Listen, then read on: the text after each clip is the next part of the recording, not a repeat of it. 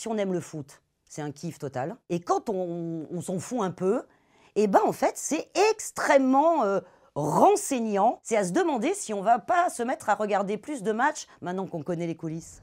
Je suis agent de joueur. Les agents, on est aussi un peu des psys. Des babysitters, des punching balls parfois.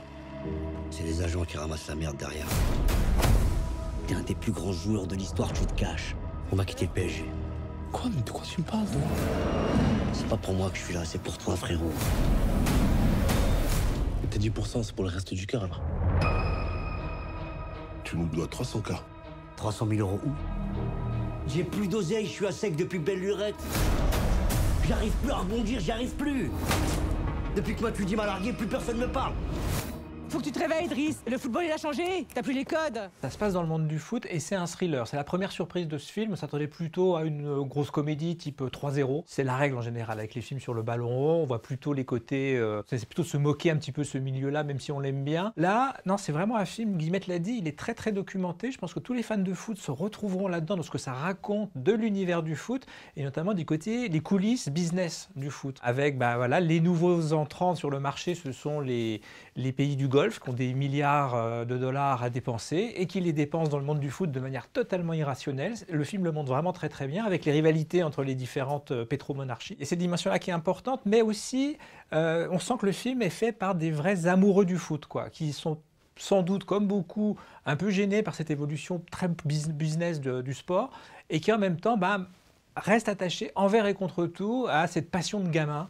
C'est ce que montre la scène finale dont je ne vais rien dire. Mais on sent ça vraiment à travers tout le film et à travers le personnage de Jamel Debbouze. Il y a toujours un enfant qui sommeille en chaque amateur de foot et le film le montre vraiment très très bien. Cette documentation extrême sur le foot permet aussi au scénario de rebondir constamment dans cet univers qu'on connaît au fil du film de mieux en mieux. Et puis il faut dire que vraiment Jamel est totalement impliqué. Alors, pas un seul clin d'œil, il est même un peu, j'allais dire au ralenti, il ne faut pas exagérer, Jamel, c'est Jamel, hein, mais il y a quelque chose d'un peu usé, dans un très beau mélange entre un certain désabusement. Il est fatigué de fourguer des joueurs qui ne sont pas sérieux, il est fatigué d'essayer de gagner 10% sur un type en short qui, lui, en gagne 1 milliard, et en même temps, il continue à y croire, et ce mélange comme ça de cynisme, et effectivement, de grands yeux encore dévorés par la magie du foot, il le fait remarquablement bien. Il faut dire qu'il a vraiment été à l'origine du projet. Il a supervisé le scénario écrit par les deux petits génies du scénario en ce moment, ceux qui avaient écrit entre autres la série Bernard Tapie, qui sont Louis Demangel et Thomas Finkielkraut. Vraiment, ça dribble quand même sacrément bien. On dort là? C'est exceptionnel, mais on dort ici. Dans 8 jours, si on n'a pas nos thunes, tu vas finir dans une cave, espèce de petit enculé.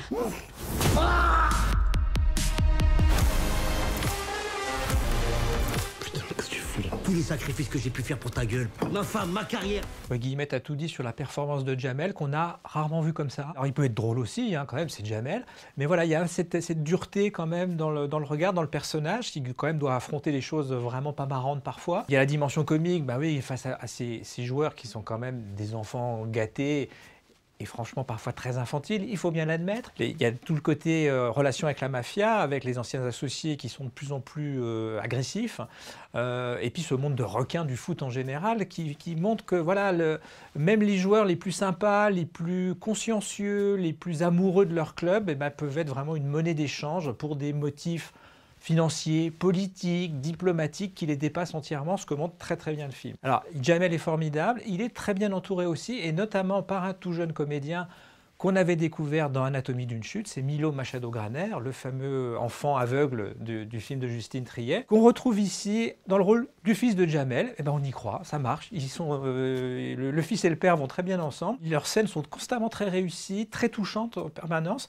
Et voilà, Milo Machado-Graner prouve qu'il n'était pas l'adolescent d'un seul film. Il a de l'avenir dans le cinéma français et c'est l'autre bonne nouvelle de Mercato. 3-0, 3-0, 3-0. Bon, on est content. Ça atteint son but et Jamel est vraiment fantastique, dramatique comme on aime, dans un film incroyablement bien construit, une belle feuille de match. Mercato va droit au but et c'est bien. T'es là avec tes grandes leçons sur le capitalisme. Tu sais combien coûtent tes putains de baskets vegan là? qu'il est en train de signer le plus gros contrat de l'histoire de ce sport.